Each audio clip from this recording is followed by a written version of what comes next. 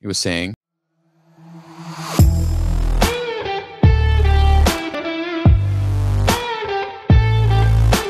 Hey guys, this is Jenn and Julien, and you're listening to episode 35 of X Appeal Podcast.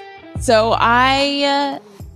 Tinder Swindler, right? A couple nights ago, my friend Dre sent me a DM and she was like, "You've got to watch the Tinder Swindler on Netflix." Yeah, that is everybody's last week. Yep, everyone's talking about it, right? Yeah. And I was like, this is going to be like one of those, movies where you watch it and it's kind of like, what was that one viral series? Tiger King, right? Like everyone's annoyingly talking about it. Like, okay, I have to watch it now.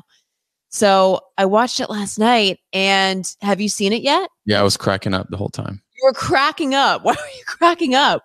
Were you cracking up? Because I'm like, listen. It's going to sound so cold, but I do not empathize for these women. You are a dumbass. I know. I don't care how much money he's flaunted at you. Yeah. If I've been with someone for 2 years and like, hey, can you go take out a loan for 30 grand? I'm like, oh, well, you know what? Maybe not. It was cool. Like, no. So for anybody, but we should, for anybody who hasn't seen it, it's about this guy who lives in Israel and he's on Tinder. And basically, he has developed a dating Ponzi scheme where he flashes. I mean, he takes girls on private jet trips on the first date. So he does have this money like this. He is spending money. Yeah, but he's spending some other girl's money, which is hilarious. Spending somebody else's money, like another girl's money, who he is basically subsidizing his lifestyle to get other girls who then he will ask to subsidize his. Yeah. And he's not necessarily asking them to subsidize his lifestyle. He's telling them that he's in trouble. Yeah. And with his enemies. Yeah, exactly. Like his bodyguard got beat up and these people are asking him for money now and they're threatening the girls and they're threatening him. If they don't give him all this money, then he's in trouble and they're in trouble, basically. And he's also saying they're going to come after your family. So, okay. I mean, these girls, I don't know. And yes, the public has just been relentless on them. Oh, yeah. Calling them gold diggers and whatever, which, I hate to say this, but I agree with them because you're going on this. First of all, who goes in a private jet with somebody on the first date? I'd be like, this guy is definitely kidnapping me, and definitely you're going to find my head in a duffel bag somewhere. But okay, so here's one thing about the gold digger thing, right? And I agree with you because I think like any girl with somewhat of, non-monetary interests, if that even makes sense, would probably not hop on the jet and not jump in a relationship like that this fast to get attached to somebody this fast. But I remember when I was like in my early 20s, I talked to my dad because I kept like wondering. I was like, how can you be with a woman when she likes the fact that you have money? Because that in a way is some type of gold digging, right? And my dad was like, well, it's not just about the money. It's just like as a woman, she likes the package. So, maybe, it's like the way he makes her feel, the fact that he's funny, the fact that he dresses well. And then you add to that the actual money aspect, which then gets the woman even more interested. So I understand the package, but like the guy wasn't like bad looking, right? He was okay. I thought he looked corny as shit. That's true. I thought he dressed corny, like the whole what was it, Versace, the gaudy patterns and everything he was wearing, and just like the sunglasses and like watches too. That was hilarious. It's like every douche you see on social media or on a dating app. Like I would look at that guy's picture and be like, "You're 5'8", I'm heading for the hills." Like you obviously 5'8", small penis, whatever it is. Like you're trying to compensate for something here, like with your money. Yeah. My favorite part, I think, of his trap is when he sends the girl apartment hunting with a budget of 15 grand, like that will get you hooked. She's out here like, can you imagine? She's out here like looking at apartments like, oh my God, I can't believe I'm going to live here. 15 grand. And then boom, you're in debt of 200,000 down on the apartment. Like she's getting a loan and putting money down on an apartment in the hope that I don't know what these girls are thinking. Was it like 150 grand? One girl gave him, going to 9 different banks, asking for loans. Yeah. And you're a dumbass. Yeah. You're a dumbass. Putting yourself like you're drowning in debt for somebody who you've known for how long? Okay, 3 months tops. No, I agree with you. I had like no pity. No, I don't feel bad for these girls. They are not smart. I'm sorry. I don't feel bad saying that. They are not intelligent people. Yeah, and it was kind of. On the other hand, I know they were trying to on that thing. They were trying to. They're doing their best to not picture them as gold diggers, with the interview, and the girls were talking about, people think we're gold diggers, but it's like, of my heart, I was giving him money. How would I be a gold digger if I were, giving him money out of the goodness of my heart to help him? Yeah. Like, yeah. This is the equivalent of a guy emailing you, asking you for money because he's like a prince of, the prince of Saudi Arabia or whatever. And he needs money because he's in trouble. Mm. Like everyone's gotten those DMs, everyone's gotten those emails. Like him was just him. It was sophisticated. Like in the way he did it, it was believable. I still like it's totally believable. You look at the Instagram, the lifestyle was there. So he did it in a smart way. I can understand a girl falling for that for all the image. Sure, okay, not my type of girl, but okay, I can understand it. But to me, the main mistake is like within a month, he asks you for 30-40 grand. No, you should say no. Especially when he says that his parents are, he comes from a billionaire family. Yeah. Ask your fucking dad. Company. Yeah. So you're going to ask this chick who you just met on the internet? Yeah, it makes no sense. Yeah, it makes no sense. It doesn't make any sense. No. Him, on the other hand, it's kind of genius what he was able to do. And that's as far as I'm going by giving him credit. I'm also surprised. He went to jail for 6 months or something, and then nothing happened. He's back in Israel doing the same shit. He's back on Tinder. Yeah, he's back on Tinder doing the same. Like, I don't understand. He got 6 months? Yeah. Did you hear the latest thing too? No. This came out a couple days ago where he signed with a talent agency and now he's working on his own dating show. Oh my God. I know. That's infuriating. He should still be in prison. He should still absolutely be in prison because there is no inclination this guy's ever going to change for anybody. Doesn't matter. He is a fucking criminal. He is an absolute criminal. Yeah, but I guess in the way he did it, I don't know, because they all took the loans under their names. He didn't force them. There was no actual. What do you mean? He lied. Yeah. Yeah, but is that incriminating? Technically, justice is they had the right to say no, right? So I think that's probably why they're all you're using fraudulent identities to get to get money. I hear you. No, he should definitely still be in prison. But he might be getting his own dating show. To me is ridiculous. I know. Isn't that just typical of how things are today though? Yeah, it's like you're a piece of shit human being and then you get life rewards you. I know. We're doing life wrong, Julien. Yeah, we are. We're really doing something wrong. This guy's going to get paid a shit ton of money to date women. It's terrible. Yeah, I want none of that. I was in a dating show. I know how it is. Sucks. But how would you? I mean, he made a full-time. That's a full-time career. Yeah. Just the time that it takes to text these girls back and forth and send videos and phone calls and make them fall in love with you and prey on other girls then. And then, on top of that, use that money to go and travel and to build up this fake identity online where you're a baller status and to get other girls who will give you more money. I just wonder if he quick time. girls carefully. Like, I wonder how many girls he tried to swindle and it didn't work. Mm-hmm. There's so many. Yeah, for sure. For sure. Some are probably like, nah, you know. Yeah. I'm sure a lot of them were like, nah. Yeah. So no, that's crazy. That's actually a great segue on like kind of today's topic, which is like milestones. Right. Yeah. Because it's like they're willing to move in with him after a month and a half. That's a pretty big milestones, no? So yeah, I would say so. Well, they were like living their life in hyperspeed with him, I guess. yeah. But you know, I guess the trips on the private jets and the fancy dinners and hotel rooms don't hurt. But Yeah, it makes you want to lock him up real quick.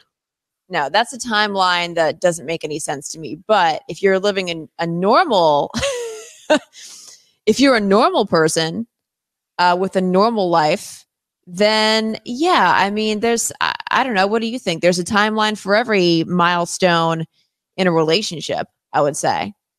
Like there's talk about the big ones too, right? Like saying that you're in an exclusive relationship in the first place. And then from there, you know, maybe moving in together, meeting each other's families, and then maybe starting your own family and proposing and all that stuff. Those are like the major milestones that we're talking about in a relationship, right? Yeah. So, do you have any rules as far as, well, I need to be with the girl for at least 3 months before I know if it's going to be a long-term thing? You're really asking me this? Me? You know I have no rules and I hate rules. I know you hate rules. I really hate rules. Like all these like you know, the more we do this podcast and the more we talk about people and how like we've talked to, you know, different like experts, and we talk to people that do their relationship differently. Like I keep thinking of the Aussie couple. As much as I want none of this, it keeps like, you know, make me think about how we are all in a way brainwashed to, you know, to see a relationship in one specific way. Yeah. And somehow it feels like if you don't have that relationship that everyone has, then it means your relationship is failing in a way. And I feel like there's so much power into saying like that, no, that is not for me. And I want to find with my partner what works for us. It doesn't mean being polyamorous. Not at all. I'm talking in a monogamous relationship, right? Yeah. Like the only example I can think of, right, is if I talk to 5 girls and mention to them the idea of, and again, that's not necessarily something I want. I'm just saying like to show this example, but it's like mentioning to them, hey, you're living with your boyfriend. Would you consider having a separate bedroom? Right now, I think when you break it down and what's the benefit of having a separate bedroom, most people would agree that it would make sense technically, right? If you both have an active life and you both like to sleep, you could have obviously your romantic moments, but then there's nothing wrong. Technically, there's nothing wrong with sleeping in the same house in a different bedroom, your own bed, and then waking up the morning and then like maybe going to the other person's bed and whatever. But for some reason, it feels wrong. And I wonder if it feels wrong because society has told us that a couple has to sleep together, or it feels wrong because it's actually wrong. Do you ever like think about that stuff? I do think about that stuff all the time. How much is you know, pressure that we put on ourselves, and how much is pressure that comes from outside? Yeah. And I think a lot of it is pressure that comes from societal norms. Like, you know, it'd be weird. I think. Would it be weird for you if like Jared said, hey, you know, I love you so dearly, but I think we should like, I would love to have my own bed? I think it would be a distressing thing for him to say, because it would indicate to me that like he doesn't enjoy sleeping in the same bed with me. Yeah. Or I'm a bad sleeper, or he doesn't want that intimacy of, you know, sleeping next to each other. Mm-hmm. Or something's wrong. I would see that as there's something wrong here. So what can we do about it? But you know, like we have a guest room, and sometimes we'll take naps in the guest room. Or I also think it's kind of nice, by the way, to have a spare room, because if you're arguing, Yeah. I don't know, like who Yeah, but wants now, but you see, now you're attributing the guest room to arguing. yeah. So now in your mind, if he goes in a guest room, it's because something's wrong. Like if you have what kind of lifestyle you have, right? Like you know, I don't know, if you work super hard and all you want is like a really good night's sleep, and you get somehow you're getting interrupted by sleeping next to somebody else. Because some people are very high maintenance sleepers. I am. You strike me as somebody who would be. No, but I'm the lightest sleeper you'll ever meet. So it's like a car drives by, it wakes me up. Right. Or if you have like restless leg syndrome, or if you have a CPAP machine, or if you toss and turn at night, which I do a lot of tossing and turning at night. When I was pregnant, I was like a whale. So I was like, I took up most of the bed. So I could, if Jared had said, "Hey babe, I'm just going to like just take a few months and sleep in a separate room," I'd be like, "I don't blame you. It's fine." Yeah. You know, I would have some sort of hormonal breakdown at some point over it, I know. But in general, I think I would understand that. Yeah. I mean, and again, I also feel like, you know, sleeping with your partner is in a way a sort of intimacy, even if nothing happens.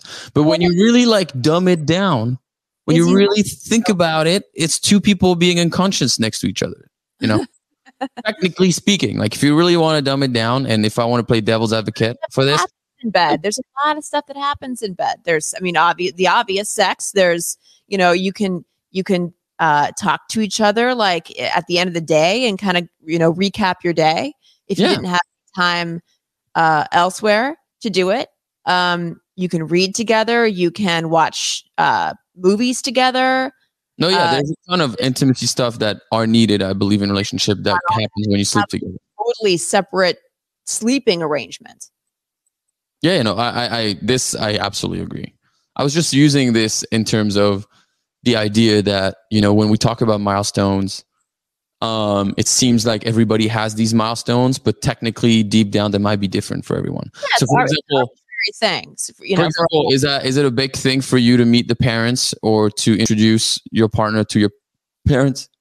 I mean, that's kind of changed over the years. I mean, it went from I would have my parents meet the guy I was dating and I wouldn't think twice about it. Yeah. To then, you know, it was happening too often and the relationship would end and my parents would like not get attached to this person, but they would be looking toward the future, I guess. They'd be like, is this the one? Is this the guy that Jen, you know, is going to wind up with forever? Mm-hmm. And you know, on those rare occasions when they did, like the guy, yeah, they would get a little bit of attached. And so eventually my mom was like, don't bring home anybody who you're not super serious about.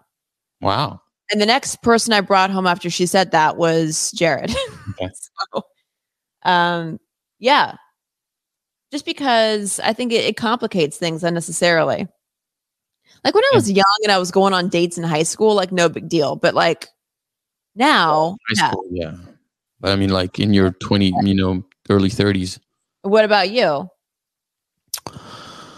Like, I don't know if I've ever told you about this story. I like a few years ago, I used to date this girl, and we were dating for like maybe a month and a half, something like that.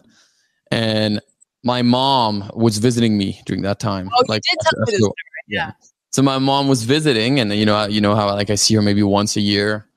So she's coming in LA for 2 weeks, and I'm like, well, you know, like I'll spend most of those 2 weeks with her. And I just been dating this girl for like, I think a month and a half or something. So then sometimes when my mom would go to bed, I would go hang out with her and vice versa. But like, it was hard for us to even grab a coffee or hang out during the day. So one day she was like hitting me up, say, hey, what are you up to? Whatever. I was like, oh, I'm with my mom. I'm at this place, this cafe. And I was like, just stop by, come hang. You know, in my mind, I'm just like, it's a way for me to see my mom while still hang out with the girl that I'm talking to, right? In her mind. Oh, yeah. In her mind, it fucked her up. This is a big deal. It fucked her up. She was so confused apparently because she was like, I'm so confused because we didn't have any conversation about us being like, official or anything. But then I met his mom, and my thought was like, listen, you're a good person. Like, my mom will enjoy meeting you for an hour, whether she sees you again or not. It's not going to affect her in a negative way. And then it's good for me because then I don't have to choose between my mom or you. I get to do both for this hour. I wasn't thinking it. Yeah.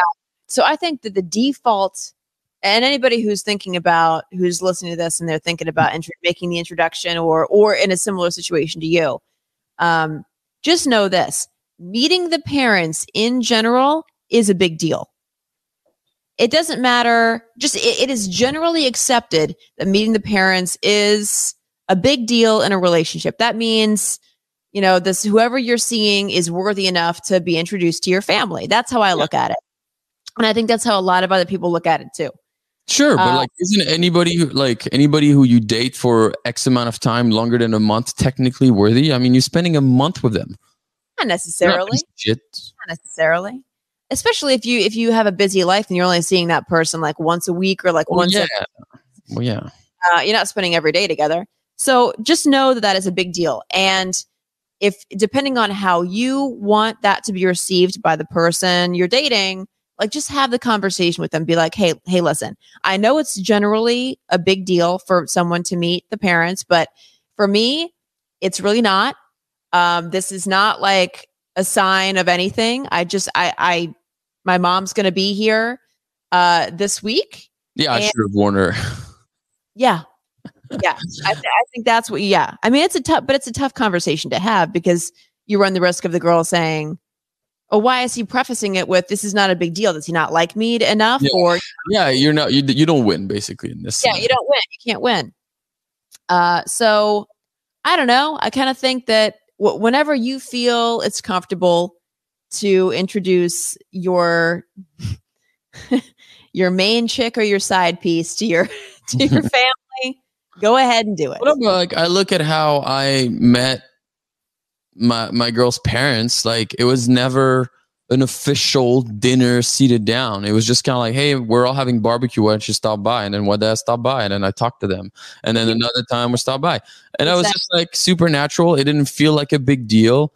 I like the parents, and I think they think I'm a good person too. And I think that's how it should be. I'm not a fan of like, ooh, you're going to come over to dinner, you're going to meet my parents, and we're going to be on your best behavior. I'm just like, that you can set the scene. Do you know what I'm saying? Like that, when you invited that girl that you were seeing to coffee with your mom, like that's not I didn't invite her. I was already at coffee and I said, stop by. Yeah, that doesn't scream like this is a big deal. Because if it were a big deal, you'd be like, hey, we're going to have dinner at my parents' house. Why don't you? I would love for you to come. Like that is a formal meeting. Yeah, but this even feels like an interview. It's like my parents are about to interview. It's like a serious thing. So set the scene. I mean, it all depends on like how you direct the narrative. Okay, but then I direct the narrative by telling her to stop by. That you did. Okay, so then you can't also blame me 100%. No, I'm not blaming you 100%. I love to, trust me, I love to blame you. But in this case, I don't think that you're 100% to blame. She got confused a little bit. Another friend of mine, actually, it stuck with me. He said that because we're still in the milestone things. It's about like moving in together. Yeah. Personally, I don't think that there's any time frame for you to move in together. If it could feel right after 6 months, but it can also feel right after literally 7 years if it has to. Like whenever it feels right. I hate the idea of people moving in together because it makes sense. Right? Like, because I'm spending most of my time over with him at his place anyway, so he might as well move in. Yeah, or like more also like, well, like he's paying rent, I'm paying rent. It's like it would make more sense financially if we just move into a 2-bedroom. It'll be a little bit cheaper. Like that's not do it for the money. I don't think you should do it for the money at all. No. In your case, raising a child together makes sense like that. Yeah. Yeah. But I also, so here's what I've learned, and this is like kind of the wisdom that I can disseminate based on what I've been through. I don't think it's wise to move in with somebody if you can't I mean, me having a kid is different, but like if you can't own the place or pay the bills yourself on a place that you're living in with your significant other, I wouldn't advise to move in with Why's that that? person because In case it doesn't work out.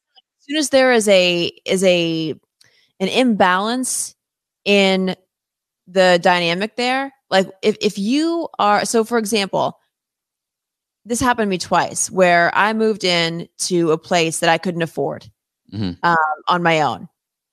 And I felt like whenever we had a fight, this happened especially with the last person I lived with. Whenever we would have a fight, he'd be like, "Get out. This is my place. Pack your bags and get the fuck out." And those words were actually said to me. Okay.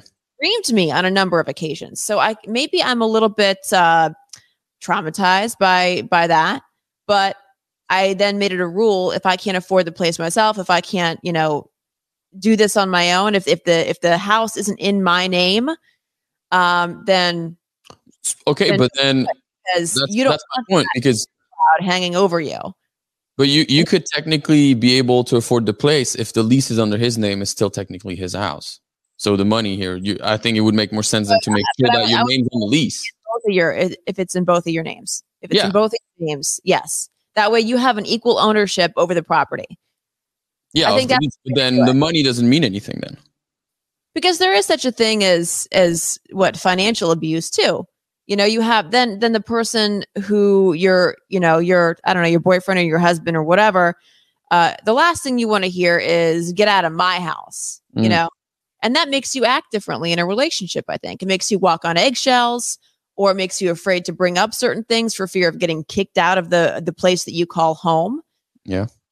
So I do think that, I mean, you have to be fairly sure this is going to be a longer term relationship before you move in with that person, because you are giving up a lot. Think of all the shit that you're going to have to sell, especially if you move in with the person. Think of all the stuff that you have to sell to move in together. I mean, you're giving up a big part of your life to share with another person. So you better make sure that this person is worthy and is going to stick around for a while. So whatever you said, literally, you could have not introduced what I was about to say better, because you basically are saying that moving in with someone means that, that means that you're looking at the long term with this person, right? Yeah. So the milestones that we're moving in together because we both agree that we're going to be together for long term. Yeah, because we see a future together. Yes. So my friend brought out this point, which I had never thought of. And he was speaking for women, that moving in together for women is different than moving in together for men. Moving in together, and I want to know if you agree, moving in together for women, he was saying that it means exactly what you said. It's like we're taking the next step. Yeah. We are already serious. We're moving in together. And what comes after moving in is either having a kid or getting married if you want to get married or whatever. But the moving in together means we both agree that this is long term. Yes. Okay. Whereas he was saying for men, moving in together is the trial to see if it can be long term. So in the sense of for men, we move it. And I still don't know if I agree with this, but he means we are moving in with our girlfriend as to figure out if this can actually work long term, because now we're living together long term. And he said that, I was like, bro, I've never thought of this that way. I don't know if that differs across gender lines. I don't know. No, and yeah, I would say there are two ways of looking at it, right? Like you're gonna, and some people are traditional where they're not gonna live with the person unless they're married. Other people think it's smarter to live with the person first, figure out their habits, figure out how they are to cohabitate with before they make the move to engagement or to marriage. Yeah. And I think I'm not the kind of person who's like, no, you have to be married before you move in together. I actually think that's kind of reckless because if you figure out, down the road that this person, I don't know, clips their toenails on the couch or you need to know their living habits before committing. Yeah. Yeah. and that's something that really bothers you to the point where you don't see a future with them, then you made a bad move. Yeah, of course. Yeah. You don't want to figure that out down the road when you're like already deep in marriage. So yeah, I think it's smarter to live with a person before you get engaged or married. But then I don't know if all women feel that way or if that goes down gender lines. I have no idea. I don't know. I do agree that generally speaking, your friend brought up that it's like a trial. Yeah. Generally speaking, I do agree that that's kind of like the thing that like people are getting out of moving in together. Like if you live together, it means that you guys are in for like you're aiming to be long term. I've never thought about living together is the trial to see, wait, are we actually a good match? We're a good match when we're living separately, but what would happen if we do live together? In a way, situation is that Carrie Bradshaw life, right? Where you keep the apartment, and then move in with Mr. Big in the nice, penthouse wherever they were, downtown, east, But in a way, I feel like if you go the traditional approach of saying we're moving in together because we're seeing this long term, moving in together does look like a bigger commitment, and like saying no, this is like we're moving in together. This is gonna be, it's gonna be long. This is serious. This is real. What we're doing, and I feel like sometimes, and maybe not everybody, it could like put like some pressure, right? Whereas if you're saying, listen, we're living together and we're gonna see how that how it goes, and it's possible it doesn't go well. Right. It all circles back to everything that we've been talking about during almost every single podcast, which is communication. Yeah. Like it's all about the way you communicate with that person. Like, hey, I want to move in with you. This does not mean that we're going to get engaged or married. But I love you enough to want to live with you and see where this goes. And I can see a future with you. Now, if that changes down the road, okay, so be it. I don't see a lot of people responding well to that. I don't see a lot of people say, oh, so you want to live together? You want me to quit my own apartment, sell all my shit, move in together to see if this works out? No, bro.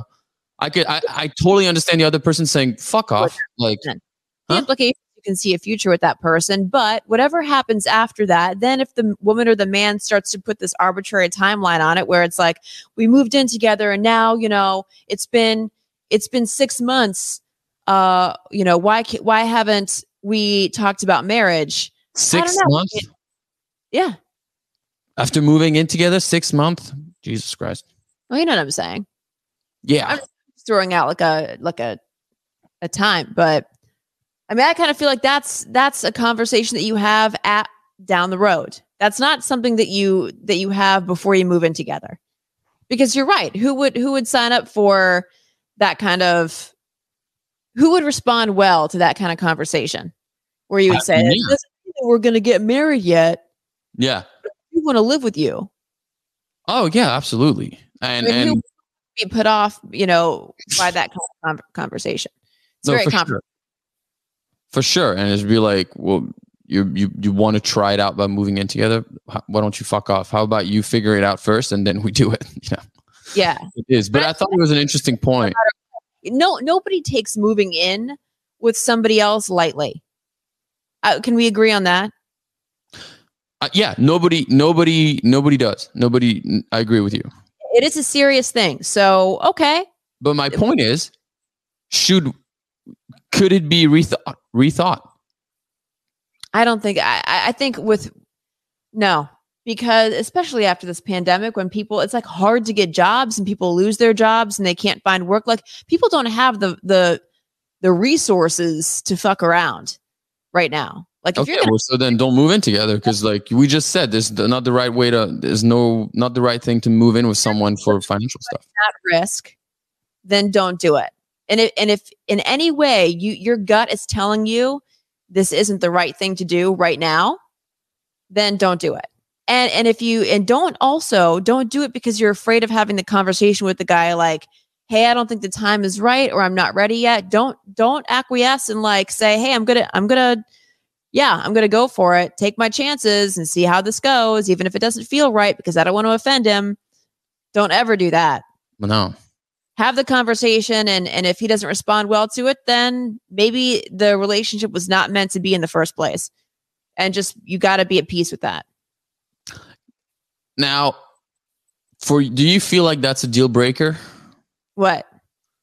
If I ask you to move in and then you don't feel comfortable after like 2 years or whatever, okay, let's say we've been together for 3 years. You're right. And I'm like, oh, you know, we move in together. Let's move in together. And then you don't, or let's do the opposite. We've been together for 3 years and you would like to move in together. And I'm kind of like, I don't feel comfortable. Yeah, I'm not ready for that. Is that a deal breaker to you to be like, well, what the fuck? I'm ready. You're not? It's a really good question because, you know, you're talking like 2 or 3 years of a relationship. At that point, I would think that person would be ready for it. It's been 2 years. According to? I'm sort of in my own head right now, putting an arbitrary, you know, time. Yeah, but that's the thing. So who built this timeline? I don't know. I don't know if, because people have been, listen, like look at how people who've been engaged for years and years and years, or dating for years and years and years and haven't gotten engaged or married. Yeah. I don't care. I honestly, that's one thing that relationship bothers me, is that people tend to compare their relationship with their friends and how they did it. And if it's not the same, it's bad. You don't know what's going on with them. Like, who said that moving in with your partner 6 months in is better or worse than moving in with them 6 years down the line? Mm-hmm. And who said that after 3 years, technically, if you haven't moved in together, something's wrong? What if you have an amazing relationship and it's just like, look, it's great like this? Is it great if one person doesn't think it's great? They both think it's great. Just one wants to move in, the other one's not ready. But you know what I mean? You just said exactly what I was talking about. You just said, well, I mean, if the 3 years, I would start to think.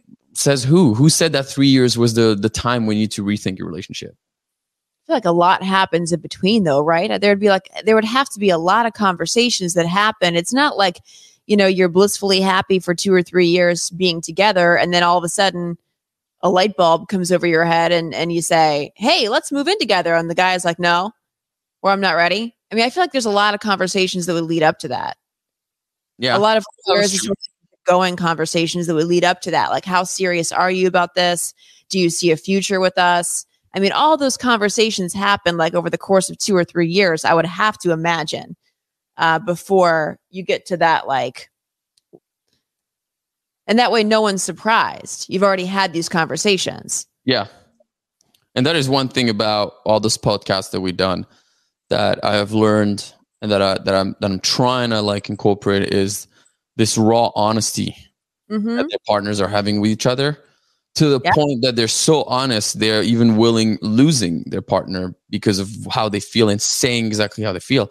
Now that, I think, is what monogamous traditional relationships are lacking. I agree. That honesty came only in polyamorous or in your gay couple friend, where they are extremely honest and their partners stick around. But I don't know. I can't think of one couple that I know that is that honest. That honest, where in telling their partner what they want. I mean, I would say of anybody, I've had the most honest conversations with Jared, and it's probably been it has been the most successful and best relationship that I've ever had. Because, and here's what I found: it is super scary to be brutally honest with somebody else and let them in on what you might be thinking or feeling or afraid of. But once you do that, I mean, some people hold it in for so long, and there's such a big fear they build up of how the person's going to respond. And they even come up with how the person's going to respond in their own head. And then it's just like totally different. When it might not even be that. Yeah. It might be the opposite of that. But the one thing they do have in common is that they started with honesty. I think it's harder to implement this honesty when you're mid-relationship. Like, if, let's say, you didn't have that conversation with Jared, any of those, and like right now you have a baby and you're like, by the way, the type of relationship I want is this. That's hard. Yeah. I also think it comes with, but you have to understand where the other person's coming from. Like you don't get there right away. Like everybody comes to the table with their own shit, right? Like their own damage, their own baggage, whatever it is. And their own hangups and walls they've built up to defend themselves from pain.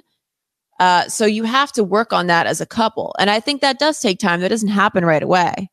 You just have to come to the table with the understanding that honesty, communication, and trust are literally the top 3 tenets of a relationship and the only things that keep a relationship floating. For real. Yeah. Yeah. It applies to milestones, I guess, to like meeting the parents, moving in together, having a baby. Yeah, it's all about like how you present it and like just being as open as you can with your feelings about the other person. Yeah. Honest. And you have to be honest.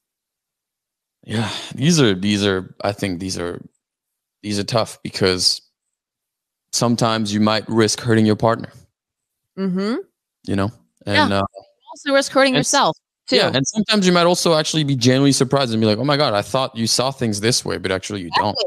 Exactly. That's happened so many times with Jared where I feel like he's going to respond one way to something and it's completely the opposite and it makes me love him even more. Yeah, I know for sure.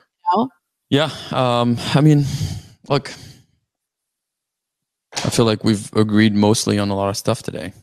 Yeah, I think so. Still a good reflection to have.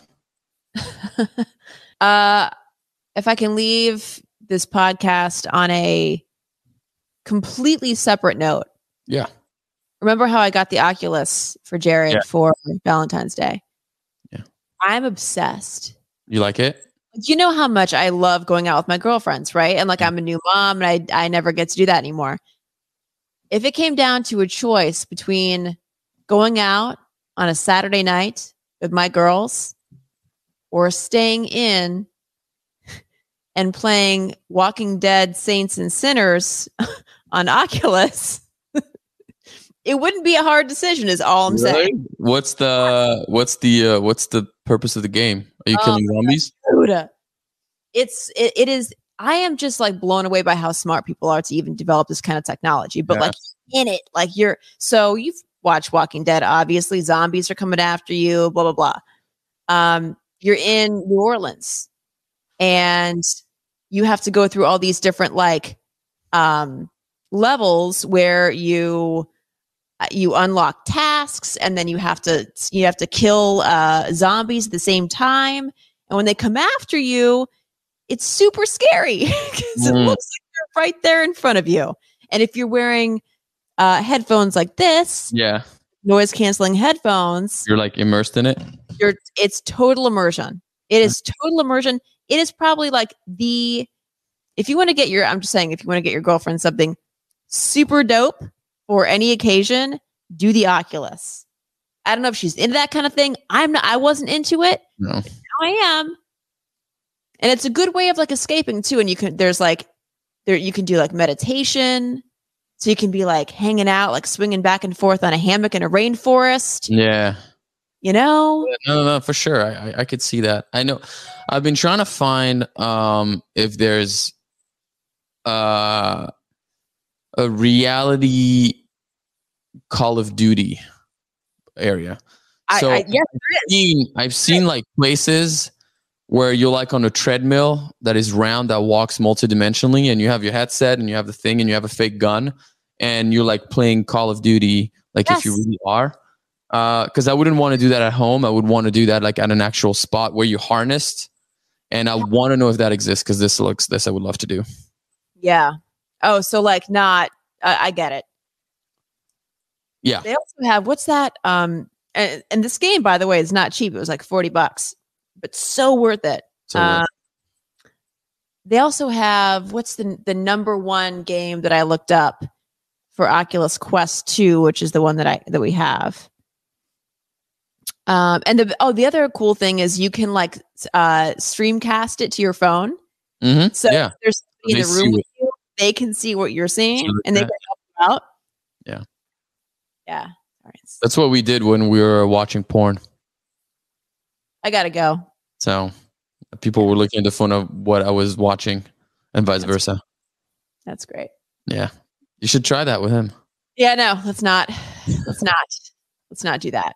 Come, that would be a great milestones in your relationship. What I'm going to do, I'm going to develop a video game that's about being a mom, and I'm going to get you the Oculus, and that way you can find out, or just come over to babysit. I don't know. Why would I ever want to find out what it's like to be a mom? I'm just trying to get someone to take care of my kid. There's this thing called nannies. We do have one. She's awesome. Yeah. Well, I don't know why you have the time. Just have her stay longer. No, because you pay more, and I'm not. Listen, I don't want to.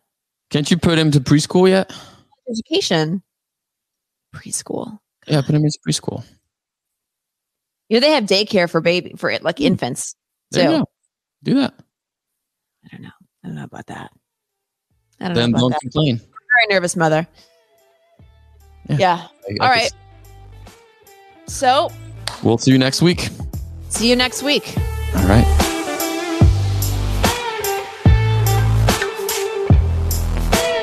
A Huda Media Production.